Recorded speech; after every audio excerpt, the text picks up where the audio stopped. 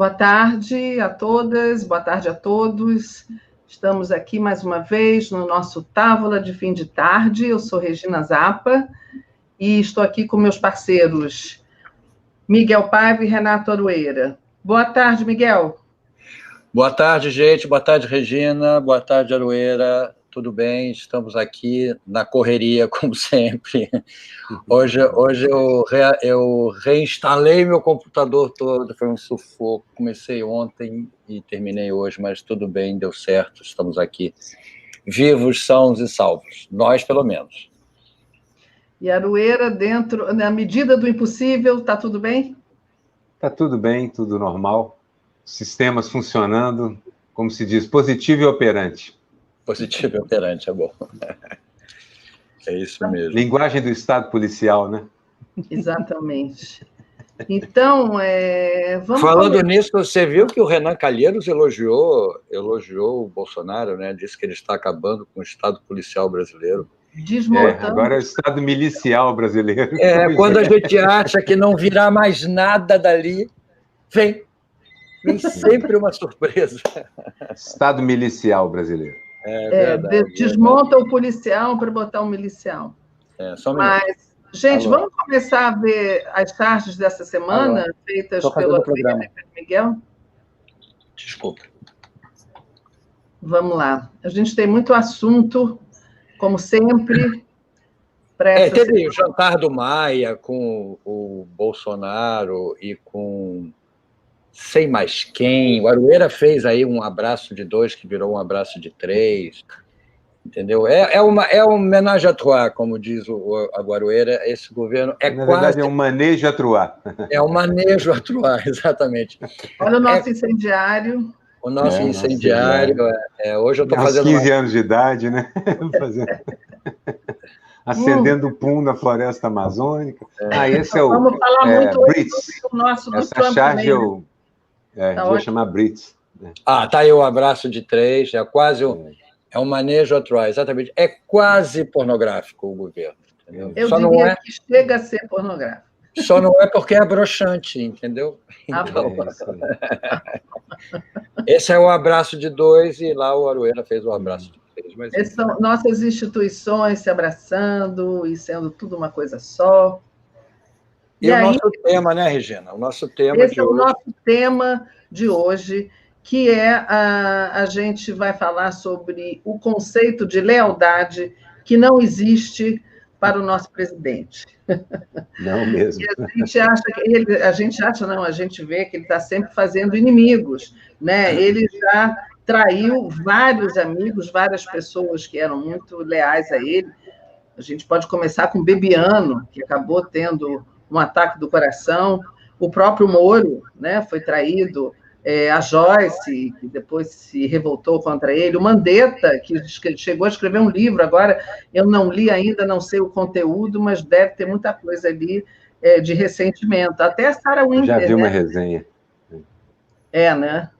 Pois Teve a Sarah Winter, tem aquele blogueiro de barba que brigou com ele também, entendeu? Não me lembro o nome dele agora, porque eu não me lembro, eu não guardo o nome dessa gente, entendeu? Um daqueles do Gabinete do Ódio, né? Do Gabinete do Ódio, exatamente. É um blogueiro que não tem cara de bolsominion, engraçado como as aparências enganam, né? Mas ele não tem cara, mas é.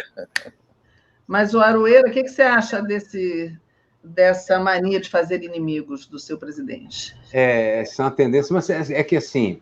Isso é o pior que a sociedade e a política podem produzir. Naturalmente, os hábitos também são os piores que a sociedade e a política podem produzir. Então, o que você tem ali é uma mistura de baixo clero, milícia, gente muito oportunista e que, na verdade, trai ao primeiro sinal. Trai, se precisar, trai. Combina de manhã, trai à tardinha, porque precisou.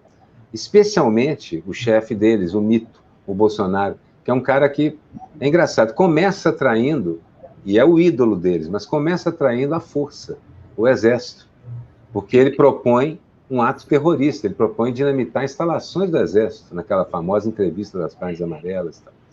Então é um sujeito que trai instituições, pessoas, ideias e escambau. começou a trair o neoliberalismo também, recentemente, agora que descobriu os prazeres do populismo sem saber de onde tirar também. Então, o que você tem é o seguinte, o Bolsonaro tem muitos apoiadores, porque ele é aquele tipo de cara do ame ou odeia. Mas ele cria inimigos com uma facilidade impressionante e vai tornando a situação dele complicada. É um sujeito que, na verdade, o apoio dele na Câmara hoje mudou completamente de eixo. O apoio dele na sociedade mudou de eixo e de setores da população, porque ele vai traindo um setor, vai traindo o seguinte. Então, de certa forma, podíamos esperar que ele traísse agora a população de baixa renda, como vai fazer agora que vai findar o auxílio. É um traidor. Traidor do país, traidor das instituições, traidor dos eleitores, traidor até das oposições. Traidor, ele trai. Qualquer um que se aproxime dele trai. É natural que ninguém goste dele. Hoje, que a gente viu nesses últimos dias, foi um desfilar de Minions chorando pela internet, lamentando que o mito tivesse abraçado o Toffoli. E isso é só o começo, crianças, só o começo. E por aí vai, né? Eu queria, antes de passar para o nosso outro assunto, eu queria saudar aqui a Neda Dolstar, que já estava esperando a gente aqui antes de começar, e ela diz: mergulho em cada gesto, palavra e desenho de vocês, imprescindível para acalmar a alma triste de um país à deriva. Pois é, Neda, é essa bonito nossa... isso, bonita frase. Muito, não, e isso, é por aí mesmo que a gente está indo. E, além disso, da gente ver esse desfile de deslealdades e traições, a gente vê também um desfile de mentiras, né? Mas eu queria ainda falar dessas amizades. Então vamos falar sobre isso, depois a gente passa para as mentiras. Emenda com as mentiras, Miguel. Porque está tudo ligado mesmo. Está tudo ligado. Afinal de contas, são 1 milhão de amigos, entendeu? Dá muito trabalho você desfazer essas amizades todas, entendeu? Ele começou querendo 1 milhão de amigos, ele e Roberto Carlos, entendeu? Aliás, só um parênteses, Miguel. A quantidade de gente dessa turma que corre para pagar foto depois de eventos sinistros é impressionante, né? Então, conhecidos nossos que não eram amigos, nem são amigos, mas que fizeram um gesto amigável de fechar os olhos, entendeu? E hoje estão arrependidos brutalmente de terem feito isso.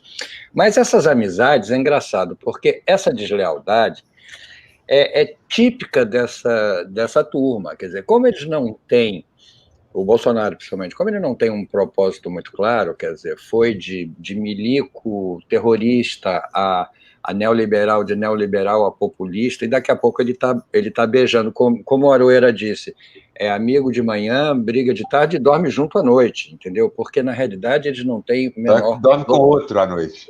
ou os três, entendeu?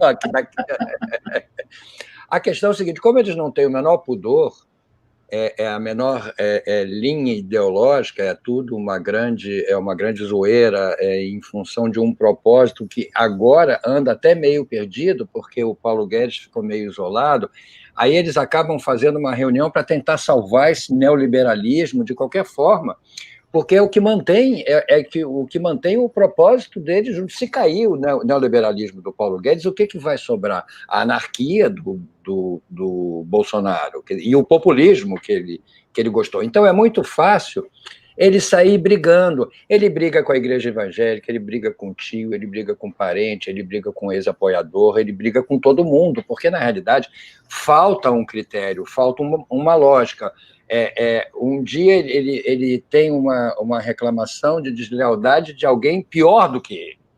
No dia seguinte, tem uma reclamação de deslealdade de alguém que é um pouquinho melhor do que ele, mas que conta com ele. Quer dizer, é uma grande esculhambação que você fica sem saber o resultado disso. Eu, no fundo, quando vou para minha cama e deito minha cabeça no travesseiro, eu fico feliz de ver que eles estão brigando, entendeu? É claro, eu prefiro muito mais que eles estejam brigando e se pegando do que se entendendo. A vantagem é que esses falsos entendimentos de jantar à noite que eles fazem, devem comer bem, beber bem, depois dão declarações, um pede desculpas ao outro. O Maia pediu desculpas ao Guedes, o Guedes também, meio relutante, mas pediu. Isso não dura nada, entendeu? Porque, na realidade, Não há um propósito, não há um programa. Então vai ser isso, nós vamos ser surpreendidos por isso o tempo todo. Mas há um eleitor primordial que é o Guedes. Quer dizer, o Guedes não, a turma do Guedes. Porque, na verdade, ele pode variar de igreja evangélica, ele pode botar o católico e o Malafaia dar-lhe um esporro, mas, na verdade, se ele cutuca demais do mercado, ele cai. O mercado, o dinheiro, na verdade, é quem segura. O Bolsonaro está lá para uma tarefa. Mesmo que ele corra o populismo, ele precisa entregar esse desmonte. E entregar, ele está entregando pedaços da Petrobras e tal. Enquanto ele estivesse obedecendo a esse patrão, ele está relativamente seguro. Ele vai encontrar uma praiazinha para estacionar a estupidez dele, claro. A barca furada dele. A barca furada.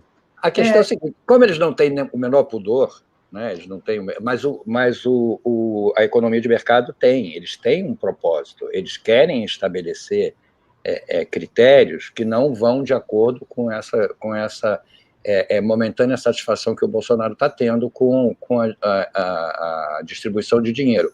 Isso está começando já a dar problema, já não tem mais dinheiro, eles já estão adiando renda cidadã para depois das eleições.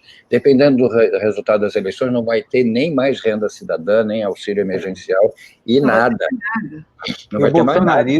O bolsonarismo virou um apoiador relativo nessas eleições. Não está sendo avassalador como foi nas outras. De jeito nenhum. Pelo que as pesquisas estão mostrando, pelo menos.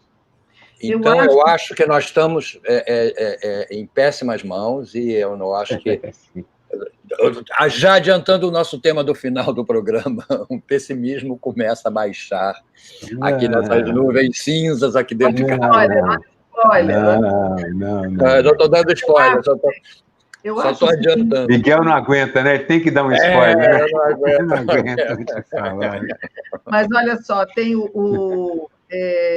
tem alguém aqui que disse, o Sérgio até colocou aqui, deixa eu ver se eu acho, dizendo que foi o José Divino Neves. O currículo de traidor de Bolsonaro vem de longas datas. Ele sempre traiu os partidos que elegeram ele a deputado, e a traição mais marcante foi contra o PSL. Claro, a gente já se esqueceu disso, ele saiu do partido. Então, eu não acho que seja uma confusão, uma coisa que ele é confuso. Não, eu acho que é uma coisa psicológica mesmo de uma pessoa que não tem amizade por ninguém, por isso não tem lealdade. Quer dizer, é a coisa do sociopata, né? Ele não tem sentimento em relação, e não tem culpa em relação a trair pessoas que foram tão leais e que ajudaram tanto, como o Bebiano, que foi um braço direito para ele durante a campanha. Então, eu acho que é mais do que isso. E aí, às vezes, ele tem que dar esse passinho atrás, como no caso do Guedes, porque a gente sabe que aí o Guedes é que, enquanto ele estiver lá, o mercado apoia, então ele pode soltar as piadas dele, ou soltar os cachorros contra ele, mas depois ele tem que recuar. Mas esse sentimento de traição a pessoas que foram tão próximas, amigas, eu acho que faz parte dessa psicologia reversa dele, né? Falta de empatia. Em parte, Regina, eu acho que ele não sabe operar política. Ele é muito ruim de política. Então, ele comete erros. Ele não sabe que dizendo uma coisa aqui e apoiando aquele lá, ele desagrada o sujeito que pleiteava aquele cargo e que, na verdade, pensa outra coisa. Ele não tem essa conexão porque ele nunca praticou muito isso. Ele sempre foi aquele cara da moto niveladora do fascismo. Eu sou um grosso, eu só penso bobagens, eu sou machista, homofóbico, racista, escambau, me aceitem. Era assim que ele viveu os 30 e tantos anos dele de deputado. Agora, ele está tendo que praticar política porque ele está num cargo, ele tentou dar golpe 2 vezes, pelo menos, e não houve clima para isso, digamos assim. Partiu para o Centrão. Partiu para fazer política. A velhíssima política é pior, com um cara sem nenhuma habilidade. E ele fica joguete para lá e para cá. E vai fazendo mais inimigos até do que já fazia antes, porque na política, a discrição é a chave do negócio. E ele não sabe fazer isso, né? E você vê que essa gente que o apoia, essa massa que acompanha ele, essa massa política que acompanha ele, é uma massa política que não tem muito propósito, eles não tem muita estrutura, muita lógica. É a Lumpen classe média. Não, é a Lumpen, exatamente. A Lumpen é classe média e Lumpen política. E você vê o exemplo, o caso típico disso é o Alexandre Frota, que de apoiador veemente que era, truculento, né, de apoiador truculento e veemente que era, virou o pior inimigo o pesadelo da família Bolsonaro, principalmente dos filhos. Brigou com Talvez um sonho de alguns da família, mas tudo bem também. Pode ser. Isso aí não vamos entrar nesse mérito, entendeu? Isso é um mérito para o outro programa depois da meia-noite. Enfim. É porque o pessoal só pensa nisso mesmo, né? Então ele passou de apoiador a denunciador, né, de um esquema que todo mundo sabia. Ele saiu do partido que ele estava, foi para o PSDB, que também é um partido que aceita qualquer um. Eu nem sei se existe ainda. A porta deve ter quebrado, está aberta, qualquer um entra, entendeu? E, de repente, é mais um amigo exemplar porque é deputado, porque é grande, porque chama atenção, porque fala grosso, chama atenção o nível dessa traição, dessa relação amoral que eles têm, e que está justamente denunciando dois filhos da família Bolsonaro pelo esquema das notícias falsas, né, principalmente, e isso envolve essa questão toda das mentiras e do sustentáculo desse governo, que é basicamente a mentira. Como já diziam nossos avós, a mentira tem pernas curtas, entendeu? Isso acaba um dia vindo à tona. E aí, sem querer fazer rima, detona todo esse esquema de amizades frágeis que eles têm e de suporte político muito frágil. Essa debandada, esse desmonte de apoio político tem que resultar em alguma coisa que seja positiva para o Brasil, entendeu? Eu espero. Temos aqui uma contribuição extraordinária de alguém, do Nilson Barros Abreu, que entrou aqui amarelo. Regina. Miguel, é um alívio, pois hoje, na primeira parte... Eu acho que a mentira... Peraí, só um pouquinho. Regina, vai ler, termina de ler. Do Giro das 11, culpabilizaram o PT, elogiaram muito Bozo por estar acabando com o Estado policial que o PT teria criado. O que a gente falou aqui mais cedo. Mas acho que ninguém elogiou o Bozo por ter acabado com o Estado policial que o PT teria criado no Giro das 11. Eu acho difícil, Nilson. Eu acho que não foi. Eu acho que a mentira não é um negócio que está se expondo, não. Não está adiantando apanhar a mentira. Ninguém liga. A mentira tem perna curta, mas... Ninguém liga. Ninguém liga se ela chega, se ela demora a chegar. Pernas rápidas, correm. No momento não tá sendo importante ser mentira ou verdade. Vai demorar um tempo até a gente reconstruir a importância disso. Então, eu estou pensando de outra forma. É a traição que incomoda mais. A mentira não está afetando as pessoas. Os seguidores do Bolsonaro e seus eleitores não ligam se ele mente. Eles partem do princípio que toda política é mentira. E não percebem que tem uma mentira muito mais densa e mais profunda nessa estrutura de fake news e algoritmos que o Steve Bannon, Bolsonaro, os Trumps e Boris, eles fazem parte disso, dessa estrutura. E isso é uma coisa muito mais densa do que a simples mentirinha do político que a gente estava acostumado. Então, não, essa nivelação por igual não funciona. Mas também o que pode tirá-lo é a traição, não a mentira. A traição é o ponto onde eu acho que ele vai ter o pé de barro mais quebradiço, onde dá para derrubá-lo mesmo. Porque ele vai trair. Esquecemos do Paulo Marinho. O Paulo Marinho foi um elemento... Outro amigo, né? Era muito de amigo apoio. Fez a campanha, cedeu a casa para a campanha do Bolsonaro e, de repente, virou pesadelo também. A Sarah Winter e o Olavo de Carvalho, que não para de chutar também o Bolsonaro lá das plagas dele. Né? Olavo Ru. Olha só, acho que você tem razão, a mentira já não incomoda. A gente viu o debate do Trump, uma mentira atrás da outra, a mentira está sendo tão naturalizada quanto a violência, né? Então a mentira já não incomoda. Aí vamos entrar nesse reino da mentira aqui também, para comentar duas coisas que o Miguel vai comentar, uma nova denúncia contra o Eduardo Bolsonaro pelas fake news, mas também mais um episódio de fraude de pessoas eleitas para cargos nesse Pois é tanta mentira, né, Regina? É tanta mentira que a gente currículo, né?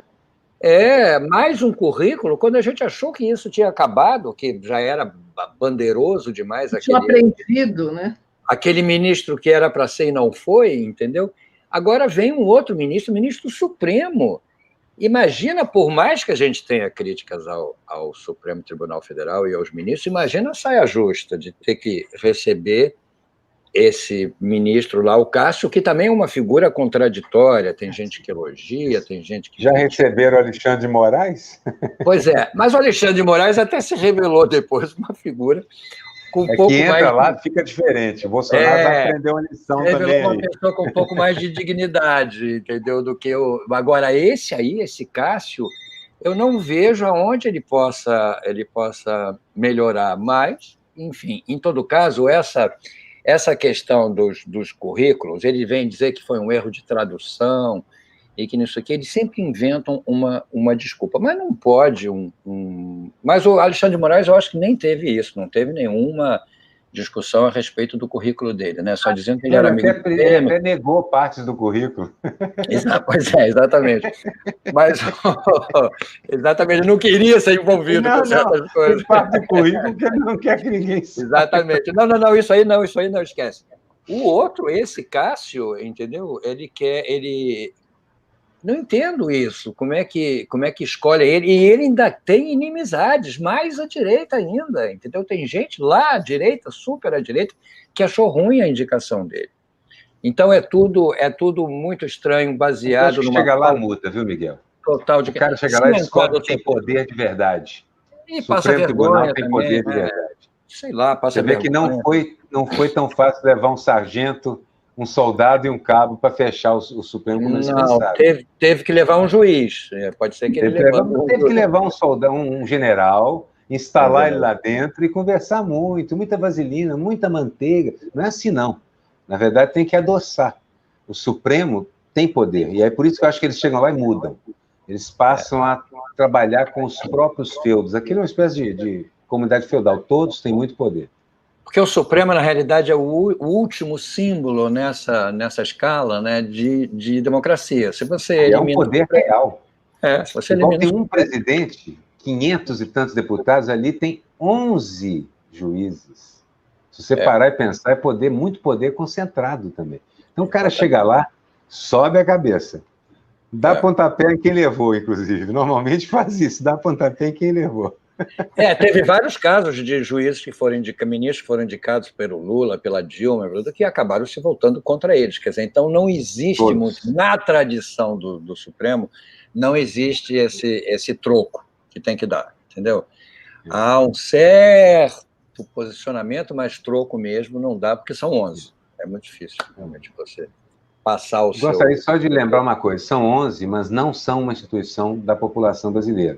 São 11 representantes de uma elite, na verdade, de uma elite que é familiar, porque são famílias de juízes, advogados, que são famílias com 150 anos sentadas no judiciário. Então, é uma estrutura de poder da elite.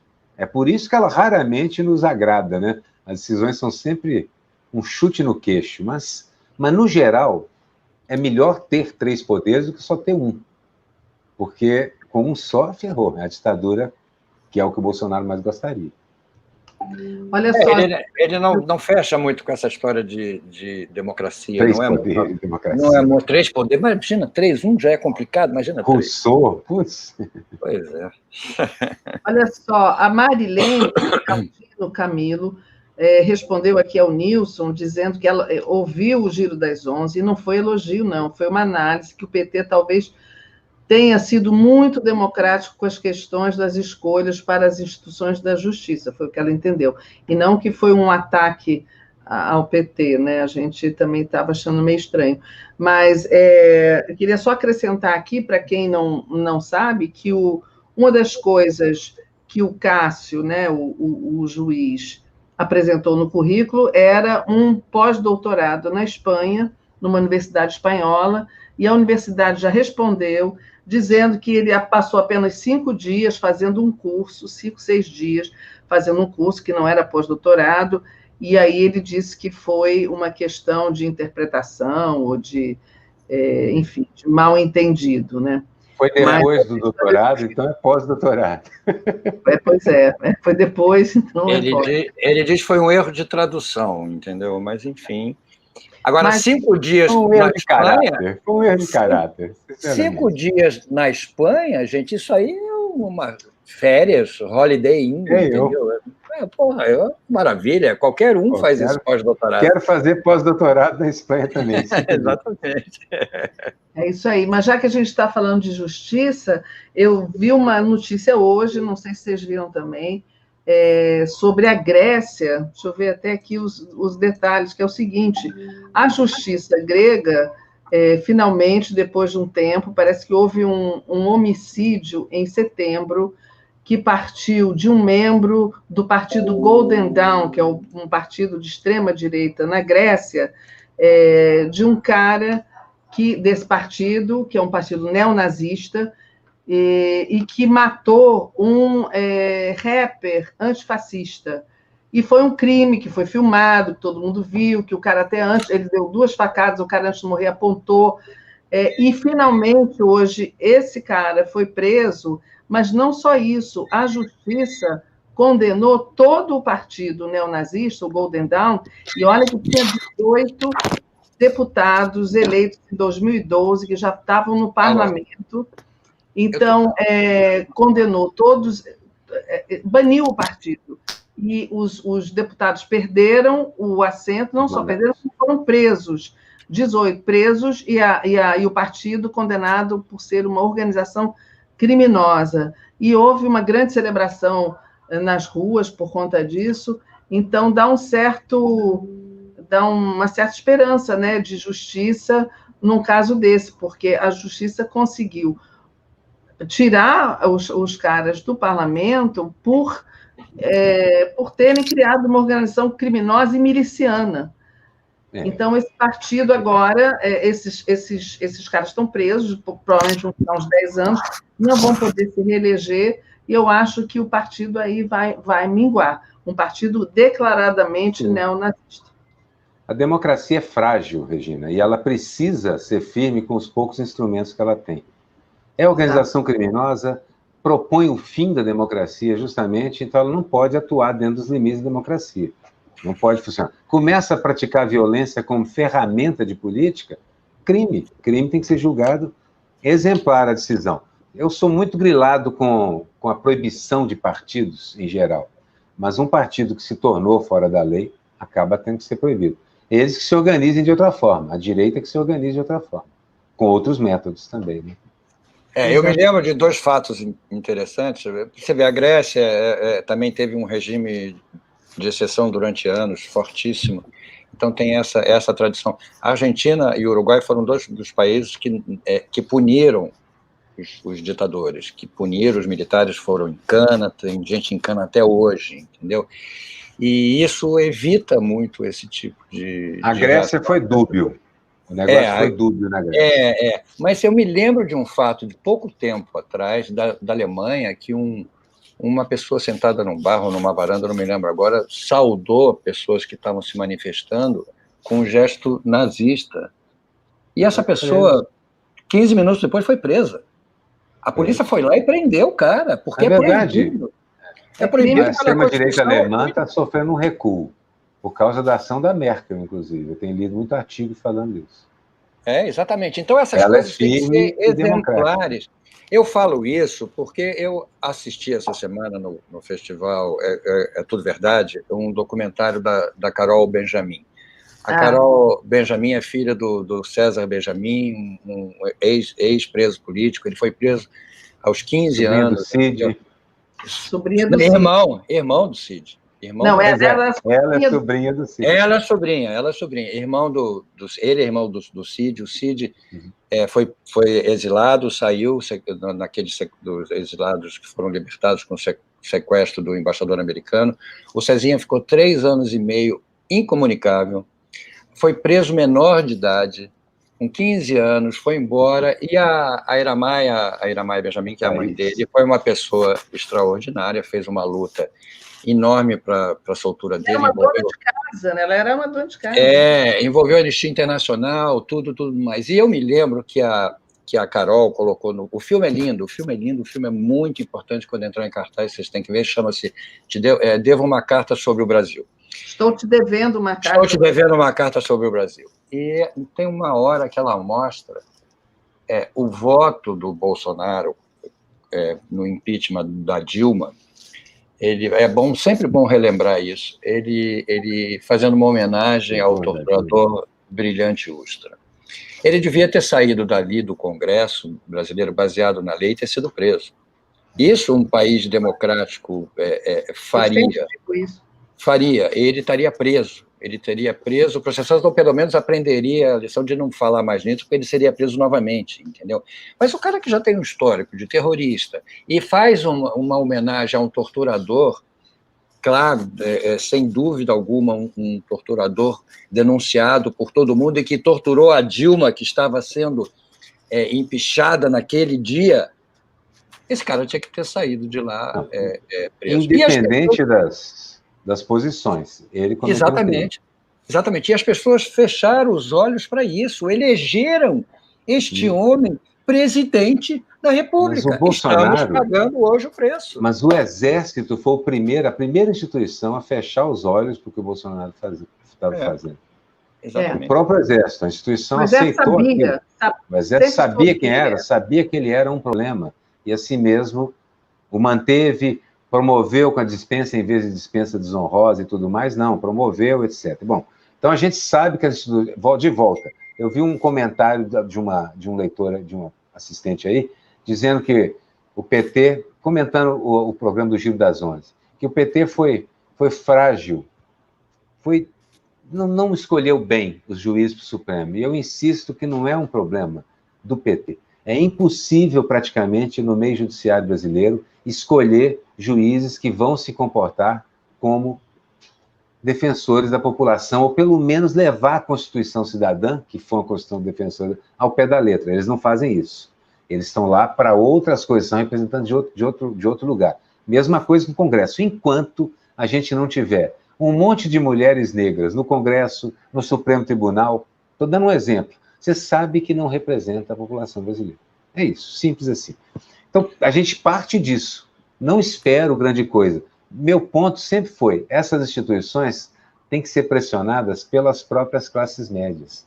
A gente tem que ganhar a classe média por causa disso. Apertando essas instituições, eles começam a votar coisas que a gente quer.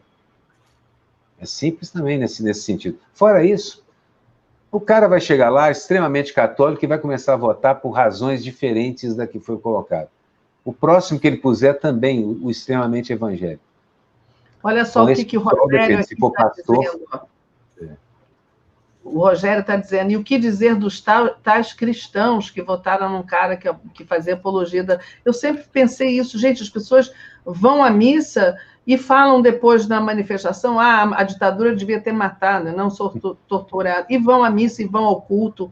Eu não consigo entender esse tipo de cristianismo, né? Mas queria, antes de continuar, só agradecer aqui a Thaís Neves, que também fez uma boa contribuição verde aqui para a gente. Melhor programa, a gente vai vendo o quanto está ferrado, rolando de rir. Obrigada, Thaís. Você lembra daquele meme que dizia nunca tantos ateus tiveram que explicar cristianismo para os cristãos quanto da eleição do Bolsonaro? A gente explicava para as pessoas, gente que não acreditava, eles falavam, vocês estão loucos, que isso não é o cristianismo, isso que vocês estão fazendo não tem nada, absolutamente nada a ver com o cristianismo. Não adiantou. Cristãos, ateus, budistas, umbandistas, todo mundo, inclusive evangélicos, explicaram cristianismo para essas pessoas. E elas continuam achando que cristianismo é matar todo mundo que pensar diferente de você. E fazer arminha. Fazer arminha. Enfim. A gente está... o batizado, eles mesmos estão se pegando, a igreja evangélica que briga com os católicos que brigam com os evangélicos radicais, os evangélicos radicais brigam com pentecostais. Ainda bem. Se eles se unirem de verdade, a gente está ferrado. Então, é bom mesmo que eles briguem. Exatamente. Imagina, o Gleison está dizendo aqui, imagina Jesus Cristo dizendo bandido bom é bandido morto. Realmente. Não tem sentido mesmo, né? É outra religião que eles professam, não é o Estou cristianismo. vendo aqui que a gente está com uma bela audiência assistindo aqui, 1.193 pessoas com a gente. Agradecer a todo mundo. E como diz o Aquiles, né, Miguel? Lembrar de clicar no joinha aí, para dizer que está gostando, exatamente. por causa tem porque que clicar, isso nos coloca nos algoritmos. Tem que clicar em vários lugares. Tem que se inscrever no canal aí também. Isso. É tudo de graça. Tem que clicar no joinha, no like, e tem que clicar no sininho para ser avisado toda vez que a gente for fazer o programa. Exatamente. Por favor. Estamos super felizes e vocês também. Imagino. Gente, e agora mudando um pouco de assunto, hoje à noite tem debate dos vices nos Estados Unidos, né? O vice do Trump e a vice do Biden. Como é que vocês acham que vai rolar isso? Quer falar, Miguel? Não, fala aí que eu estou mandando uma mensagem. Estou mandando uma mensagem para o Sérgio aí. Olha, eu acho o seguinte, os dois vices são muito melhores do que os candidatos. Isso é a primeira coisa que salta aos olhos nessa eleição americana.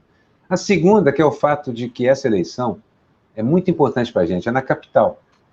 É uma eleição lá na capital. A gente está aqui no interior do mundo, mas na capital do mundo está se decidindo muito do que vai acontecer no Brasil. Então, é natural que nós todos estejamos atentos. Eu acho até que, às vezes, a gente esquece disso. Se o Trump fica ou sai, muda a coisa aqui para o bolsonarismo no Brasil. A vice do Biden é uma pessoa muito interessante, uma senadora danada, inteligente, vai jantar, eu imagino que ela vai jantar o oponente, o vice do... Eu não estou com os nomes todos aqui, não, o vice do Trump. Porque ela argumenta bem, ela é embasada, ela leu, ela sabe o que está falando, ela representa uma modernidade dentro do Partido Democrata. Ela está muito mais próxima, eu diria, de um Sanders do que do Biden, na minha opinião. Acho que vai ser E, outro lado, também, o vice do Trump é um cara da direita, na fronteira entre extrema e estúpida e direita antigamente chamada de civilizada. Então, esse debate vai ser muito melhor do que o outro, que foi só uma palhaçada. O outro não foi nada. A vice do Biden, além de ser... ele disse que ela é, inclusive, conservadora. Ela é mulher... Ela é super conservadora. Ela é mulher, ela é negra, ela é inteligente, ela sabe falar, entendeu? Ela tem um posicionamento super interessante para um americano, entendeu? Então, eu acho que ela vai... E parece que ela é muito boa de debate, né? Então, parece que ela vai jantar com garfo e faca, o vice do... Que ninguém sabe o nome. É conservadora no sentido do Obama, né? Ninguém sabe o nome. Conservadora no sentido do Obama, pelo fato também... O Obama também... é um conservador, né? Assim, não espero uma socialista. Não, ela é mais. Exatamente. Acho que ela é mais. Exatamente. Né? Eu acho que ela é mais. Ela não tem a ousadia que o Obama teve, entendeu? Mesmo sendo um conservador, assumiu posturas absolutamente inovadoras para um governo americano. Entendeu? Não, mas ela vai ter que assumir. Imagina a questão do Black Lives, por exemplo. Ela vai ter que ter não tem como fugir disso. Não, acho que nesse campo talvez ela não seja. Ela é conservadora... Não, mas é que uma coisa vai puxar a outra. E de política externa, entendeu? Black Lives Matter não tem como não apoiar. Falando nisso, eu tenho acompanhado... Mas esses movimentos puxam a economia e a visão sobre a economia. Por isso que eu acho difícil ela ficar muito conservadora nesse momento. Eu tenho acompanhado as finais da NBA de basquete entre o Lakers, que voltou à evidência, e o Miami Heat. E o Lakers está ganhando de lavada. Eu acho que hoje tem mais um jogo. E está lá no campo de basquete, lá na quadra de basquete, que eles estão jogando no mesmo lugar, né? Eles estão todos confinados na Disney, na Flórida. Os times todos estão jogando ali. A cada 2, 3 dias eles jogam. Está lá escrito enorme, não tem como você não ler Black Lives Matter. Então, é uma coisa que virou institucional e os atletas de basquete têm uma importância fundamental nisso. E aí eu confio na dialética. Essa questão vai puxar a questão econômica, porque ela vai trazer a diferença salarial, o fato das prisões estarem cheias de negros, etc. Vai trazer essa questão do ponto de vista econômico.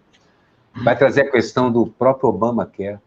Então, de certa maneira, assim, o Biden, não podendo governar, essa mulher vai fazer um governo muito melhor do que ele. E ele, teoricamente, seria mais à esquerda, porque ele é mais ligado aos trabalhistas, mas eu acho que ela é mais avançada do que ele.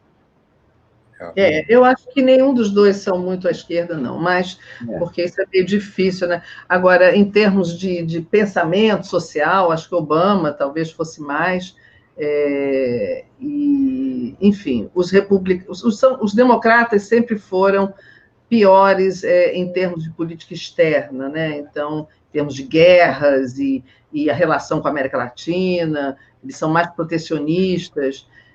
Para a gente não muda muita coisa, mas mudando o espírito, né, afastando esse pensamento de extrema-direita, já é um alívio, né, para o mundo inteiro. Esse negócio da política externa, a gente entende porque é uma coisa muito americana, que passa por cima dessas diferenças, né? A gente não pode esquecer que o Obama foi o primeiro presidente negro americano. Isso aí tinha uma força que mesmo que ele não quisesse, ele teria que assumir ali uma postura histórica até, né? E a vice do Biden, como é o nome dela que eu esqueci agora? A Kamala? A Kamala, se ela por acaso vier a ser presidente, entendeu? Ou com a desistência do Biden, ou na próxima eleição ela se candidatar, ela é a primeira presidente mulher negra, entendeu? Então é duplamente importante. É muito simbólico, é muito simbólico num país que viveu, teve escravidão até 2 séculos atrás, entendeu? Menos do que isso. E mesmo quando acabou com a escravidão, foi um apartheid ali no sul, principalmente, teve uma guerra civil por causa disso, né? Em 1969 teve uma batalha dos Estados Unidos inteiro, entendeu? Há 50 anos atrás, um estado de guerra civil entre os negros e os brancos. Não podemos esquecer que houve uma guerra civil, houve uma renascença negra, com os negros libertos começando a produzir dinheiro, economia, cultura. Houve um recrudescimento da extrema-direita americana, encarnada na Klan, que destroçou esses movimentos negros. Então, a gente a luta é um negócio que não para. Você acha que venceu, mas você venceu uma batalha, e pode perder a seguinte. É por isso que é importantíssimo. E eu acho eu prefiro uma pessoa inteligente e articulada no poder. Olha os líderes europeus, por exemplo, que numa situação de emergência, civilizados, conta do recado, são civilizados. E gente feito o Trump, e mesmo o Biden, em certa medida, são gente muito grosseira. Muito grosseira. Gente muito machista, muito antiga, muito pouco antenada. A gente está vendo isso aqui. Eu só queria dar rápido, que eu vou dar essa dica também na sexta-feira. Eu vi ontem esse filme Suprema sobre a Ruth Ginsburg, que foi a primeira juíza mulher. Está na Netflix, né? Eu acho que está na Netflix, né? Não, está no Prime, Amazon. No Prime, Amazon, exatamente. E aí ela estuda e começa a trabalhar em meio à luta pelos direitos civis. E toda hora, inclusive o reitor de Harvard diz para ela assim, mas você acha que a luta dos negros é a mesma coisa da luta das mulheres? Tipo, mas as mulheres não são minoria, elas são a metade da população. Quer dizer, essa ideia da luta das mulheres dentro da luta dos direitos civis também é uma coisa muito interessante, ainda não se falou muito sobre isso, mas vale a pena dar uma olhada. Mas como a gente já está caminhando aqui, a passos lá, está passando rápido o tempo, né? Passos largos é bom. Eu queria fazer um comentário aqui sobre... Eu acabei de ver também uma notícia hoje que o Parlamento Europeu rejeitou simbolicamente o acordo de livre comércio da União Europeia com o Mercosul, e estão manifestando profunda preocupação com a política ambiental do Jair Bolsonaro. Eles estão extremamente preocupados com isso, e, claro, aí tem esse afastamento desse acordo que poderia ser feito com o Mercosul. Mas eu queria lembrar também que hoje, vocês também viram, um artigo do Zuenir Ventura sobre justamente o Ricardo Salles, esse ministro da não ecologia, né, do não meio ambiente. Chama-se, vou ler só um pedacinho para a gente comentar aqui, chama-se A Inveja do Ministro, um artigo do Zoini. Ele diz que o Salles deve se corroer ao comparar sua biografia à de Chico Mendes. E ele está falando isso porque está se pensando em tirar o nome do Chico Mendes, do Instituto Chico Mendes de Conservação da Biodiversidade. É uma ideia, claro, do Ricardo Salles. E ele escreveu esse artigo a partir da carta de um leitor, se eu não me engano, acho que foi isso, que diz o seguinte: o ódio de Ricardo Salles por Chico Mendes é comparável ao ódio que os grandes fazendeiros sempre sentiram pela princesa Isabel. E aí ele termina dizendo o seguinte: Salles deve se corroer de inveja ao comparar a biografia do herói dos povos da floresta, né, o Chico Mendes, a quem a ONU considerou um líder global na defesa do meio ambiente, com a de um ministro famoso pelas besteiras que disse e fez. A mais famosa foi propor passar a boiada para que ele, enquanto isso, fraudasse a legislação ambiental. E a última frase: o duro é ele saber que, mais do que irrelevante, ele é danoso. Eu acho que ele é exatamente isso. Ele não é só um elemento burro que está lá dentro, não. Ele acredita naquilo tudo. Ele tem um propósito, uma missão. Os pecuaristas, ele está transformando a Amazônia e o Pantanal num grande pasto, entendeu? A ideia é essa. O projeto pecuarista é esse. Você acha que eles estão preocupados com a Amazônia, com o biossistema, não estão preocupados com nada disso. Eles querem realmente que queime tudo e aquilo vire um pasto. Porque depois que queima, vira pasto. Tem uma missão. A missão é essa. Aquilo não é recuperável. Você não refloresta uma floresta complexa daquela. Você queima, pronto. Só dá para botar pasto ou eucalipto. Ele tem uma missão e ele está cumprindo. O Guedes, inclusive, entrega menos coisas do que ele entrega. O Salles entrega. É verdade. A destruição o Salles e a Damares são dois dos ministros mais eficientes que esse governo tem. Eles entregam o que eles prometeram. A questão o Guedes até tenta, né, com as privatizações, não é tão precisa de muita aprovação, precisa passar pelo Congresso, precisa passar por um monte de coisa. O Salles não, vai fazendo o que ele quer e vai passando a boiada, porque é muito difícil você controlar isso. Bota fogo ali, o propósito já chegou lá, entendeu? Porque queimou a mata, já deu certo, entendeu? Então não precisa aprovar. Ele não vai aprovar no Congresso se ele pode queimar a mata. Ele vai queimar, simplesmente. Por isso que eu fiz a charge dele, botando fogo no próprio gás. Exatamente. Por todos os lados. O propósito dele é esse, entendeu? Mas, mesmo assim, o nosso querido Aroeira continua otimista. Não, vamos chegar lá. Vamos chegar lá. O Miguel fica se adiantando. Eu não queria terminar, e é justamente isso que a gente vai falar agora, o programa sem mencionar a belíssima entrevista, não, mas foi um debate, ou foi uma conferência feita pelo Chomsky, né, o Noam Chomsky, que eu acho um dos maiores intelectuais mundiais, internacionais hoje, do mundo, né? E o nosso eterno presidente José Mujica, que os dois falando, gente, juntar esses dois são dois gigantes, né? Juntar os dois já é uma coisa incrível.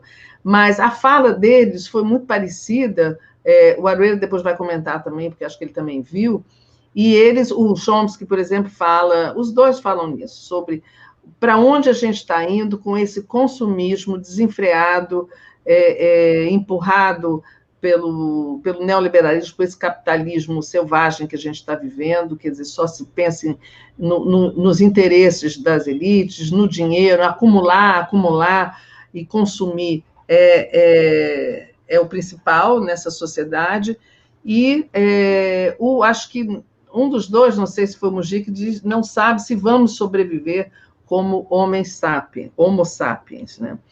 E um deles também diz que o mercado, o interesse do mercado são pessoas desinformadas para que eles possam manipular, por isso não se investe em educação e tal, e para que os pais ensinem aos filhos a mesma coisa, ensinem eles a continuar consumindo.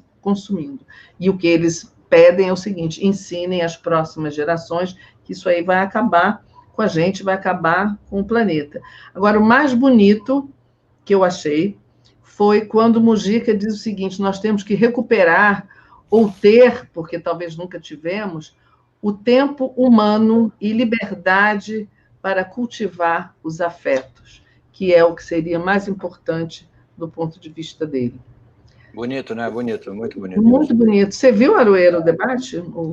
Vi uma parte, sim. Não vi tudo, não. Estava trabalhando. Mas vi uma boa parte da conversa e o que trouxe o nosso tema final, né?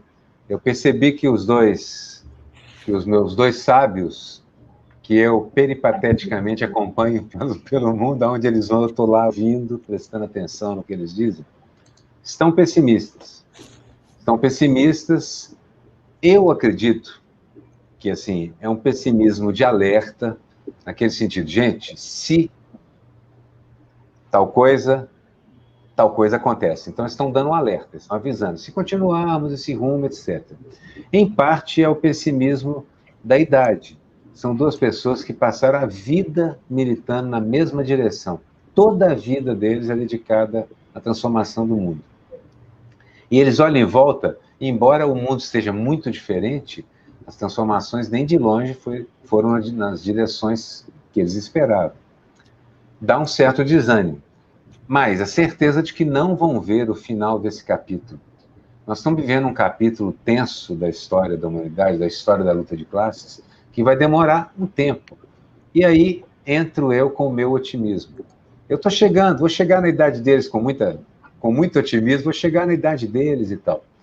Mas eu, que não sou um jovem, tenho 66 anos, entendo que não verei o final desse capítulo. Mas começo a perceber que esse capítulo está sendo bem escrito de muitas maneiras. Que a esquerda está percebendo muito mais como funciona o convencimento, que a esquerda compreende como tem sido derrotada, que a esquerda percebeu que as relações econômicas mudaram, mas até está absorvendo as demandas da classe média de uma maneira como não estavam presentes antes. Inclusive, a principal delas, que é a ecologia, representada pela Greta. Eu sei que muita gente desdenha. Isso é uma menina, isso é um fruto do capitalismo. Não, isso é um fruto dialético do capitalismo. É a contradição que o capitalismo produz. É uma garota que é contra esse consumismo, exatamente. Então, no mesmo momento em que Chomsky denuncia, junto com Mujica, do alto da idade e experiência deles, que o mundo, se continuar nesse rumo do consumismo, morre, a menina, na outra ponta da vida, diz: eu sei disso e vou impedir que isso aconteça. Isso, para mim, é motivo de otimismo, de grande otimismo, inclusive. De grande otimismo. Eu acho o seguinte, a esquerda, é como a gente viu no caso da questão racial americana. Depois de uma vitória impressionante, surpreendente e sangrenta, um momento de expansão e crescimento e um massacre. Em seguida, quem conhece as histórias dos pogroms judeus e assim por diante, sabe que se você descuida, então, viver, como diz a Cláudia sempre, orar e vigiar. Viver, para usar uma expressão bem dos evangélicos, viver a luta de classes é um processo permanente. Eu acho que a gente está mais bem armado e com ferramentas mais poderosas para compreender o que está acontecendo e até para intervir nisso de uma forma eficiente agora do que em qualquer outro momento. Por que a luta de classe incomoda tanto aos pobres, né, que são os principais beneficiados com a luta contra, né, a luta contra a segregação, a desigualdade e tudo mais? É resultado dessa processo de deseducação, né, que vem acontecendo nos países pobres. A desinformação, exatamente. Então, eu entendo o pessimismo deles. Duas pessoas que lutaram muito o tempo todo, né, que fizeram da vida deles uma vida de exemplo, não só teórico, mas na prática. Você chegar nessa idade e ver o mundo... O Chomsky mesmo tem uma visão muito pessimista do que será o nosso futuro, né? Inclusive, ele escreve muito sobre isso. E Então, eu acho que é compreensível que eles pensem isso. Acharia estranho se eles chegassem nessa idade com um otimismo, digamos assim, mesmo que fosse pessoal, como o Aroeira separa o otimismo social e o pessoal. Mesmo o pessoal, eu acharia difícil. Primeiro porque você está ficando velho, e por mais compreensão que você tenha... Acho que é o pessoal que envenena o social.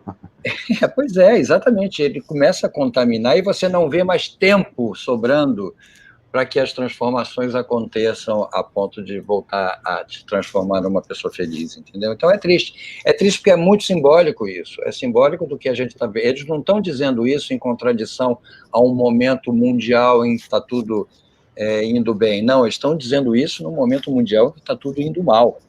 Entendeu? Assim como o Quino também era um pessimista nesse sentido. Exatamente. A Mafalda sempre foi. Mas, gente, o pessimismo é reacionário. Essa que é a verdade, porque ele desanima, ele paralisa. Parte da maladie que os franceses existencialistas sempre falavam é essa... Não perceber mais sentido, e você não percebe mais sentido porque você acha que não há mais esperança, não posso mudar. Não é verdade. Dá para mudar. E quando a gente olha para trás e pensa que a gente tem férias de 13º, porque um bocado de gente que dizia que isso nunca ia acontecer foi derrotado. Esse pessoal perdeu para os trabalhadores, e assim por diante. Conquistas não vão ser de uma hora para outra. A utopia é um negócio que virá pronto. Mas a gente vai botando... Se bem que o Guedes está querendo acabar com o 13º, férias, não mais. Exatamente. Mas essa é a ideia deles. Essas são conquistas que a gente dava como garantidas, e não são. Foram conquistadas com sangue e vão ter que ser mantidas com um pouco disso também. Esse é o meu ponto. Não dá para parar, não dá para descansar. A luta de classes, enquanto existirem as classes, a luta de classes não vai parar. Simples assim. Eu acho que a gente podia fazer um programa aqui um dia sobre a luta de classes para explicar para as pessoas que isso não é assustador quanto parece, é revelador, entendeu? É muito importante a gente analisar as coisas. Gostei disso, revelador. Exatamente, é muito mais revelador do que ameaçador. A gente pode fazer isso, e eu acho que... deixa eu só falar que a Valéria está perguntando onde pode ver essa entrevista, no Live Mundi. O Serginho podia até colocar aqui o cartaz do Chomsky com... eu estava até procurando aqui, você mandou, mas eu não achei. Você pode achar, você entra no Tem que desenhar o Chomsky também, já fiz o Mogi. Live Mundi. Você quer colocar aí, Serginho? E também a Graça Salgada e o Bira Júnior sopraram para a gente que o nome do vice é Mike Pence. Mike Pence. A gente sabia que era um centavo. Eu sabia que era um centavo. Mike Pence. E eu sabia que... Não, o Sérgio não achou aí, eu mandei lá para o Távola 2 esse cartaz. É o Trump dólar e o Mike Pence, é isso mesmo. O Mike pensa que sabe alguma coisa. Ele que é o vice que vai estar hoje à noite lá debatendo. Bom, de qualquer forma, pode ir no YouTube e procura. Esse Live Mundi tem várias entrevistas. Então, aí vocês vão entrar num link que vai ter várias entrevistas. Essa do Mujica e do Chomsky está lá para o final, mas vocês podem ver ela inteira. São 9 horas de entrevistas e falas. Bom, gente, então eu queria talvez terminar aqui, a gente está no finalzinho do nosso programa, terminar com essa frase de novo, repetir essa frase do Mujica e falar de tempo humano e liberdade para cultivar os afetos. Então, acho que a gente termina o programa, vamos todos cultivar os afetos, vamos passar um resto de noite feliz e, quem sabe, um pouco otimista, né? Com um pouco de esperança. Vamos confiar nas futuras gerações.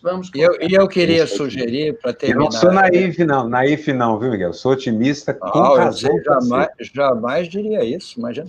Eu queria só terminar lançando aqui um final virtual, um final imaginário, porque como existem dificuldades para a gente colocar clipes no ar aqui, eu queria sugerir que vocês terminassem de assistir o programa, fossem no YouTube e assistissem o que a gente gostaria de colocar, que é o Erasmo Carlos cantando Pega na Mentira. Então, por favor, façam isso que vocês vão imaginar o nosso final desse programa. Exatamente. Muito bom. Erasmo Carlos, Pega na Mentira. Só ir no YouTube. Agradecer ao pessoal e a audiência bastante significativa que a gente está tendo aqui. 1.400 pessoas quase nos assistindo. Obrigado, pessoal. Muito feliz. Obrigado, Regina. Obrigado, Miguel. Até quarta-feira. Obrigada por estar aqui na companhia de vocês. Foi maravilhoso. A conversa é sempre boa. E até a próxima quarta-feira, às 5 horas, 17 horas, aqui na TV 247, o nosso Távola de fim de tarde. Boa noite a todos. E obrigado. Beijo. Tchau, tchau. Beijo, gente.